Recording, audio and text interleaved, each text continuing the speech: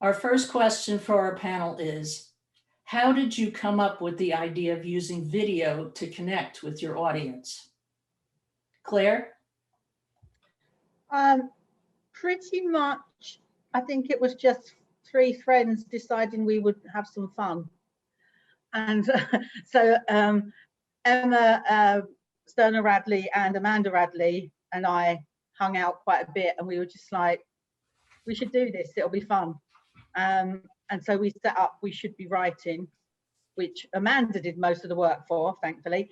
Yeah, so it was just a little bit of fun with some Facebook Lives thrown in and that kind of thing. That's great. How about you, Katie? Well, my little thing started off on Facebook as well. And then it was Tara Scott actually who challenged me to move forward and create my own YouTube channel, which was Girl on Fire. And it kind of snowball from there, from going from me tasting hot sauces weekly to me having guests from the Lesford community, you know, interviewing them about their books and that kind of thing. So it started just very small, just from there. And McGee? I saw an author do a live reading on Facebook early on in the pandemic. And it became obvious I was going to have to do one for the lesbian campfire, and I was totally freaked out. So I taught myself how to make a video and how to live stream feed it on Facebook so I could edit, because when I get nervous, I stutter, and I didn't want to try and do a reading and everybody go, oh yeah, that's a great book. And that stuttering thing can be really annoying. I always just freeze up when I have to be on camera. Ellen, how did you get involved in it? Like McGee, I watched, it was early on in the pandemic, right when I was coming out with my first book was when the pandemic was hitting.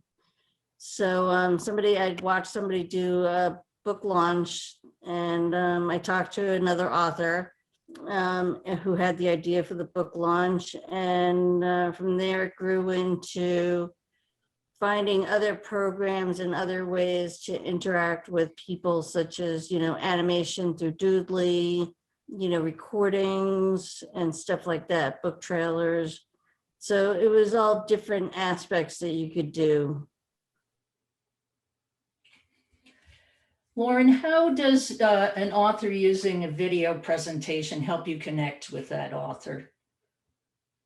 Well, that is one of the ways as a reader it makes you feel part of the progress and establishes a connection with the author. Is it different meeting the author, even though it's not live, but being able to see and hear their voice? And is that different than just seeing comments on Facebook or something like that? Yes, of course it's different, but it's also part of the experience. I mean, most times we are not able to be in with where the author is, and this way you can reach a wider audience also. And being global and all that. I mean, if you are in the US, but your readers are in Australia, for example, using video makes things better. Okay, great. It's easier to connect, I know it doesn't change, doesn't beat the experience to be in front of the author, but it helps a lot. And yes, you still have the experience.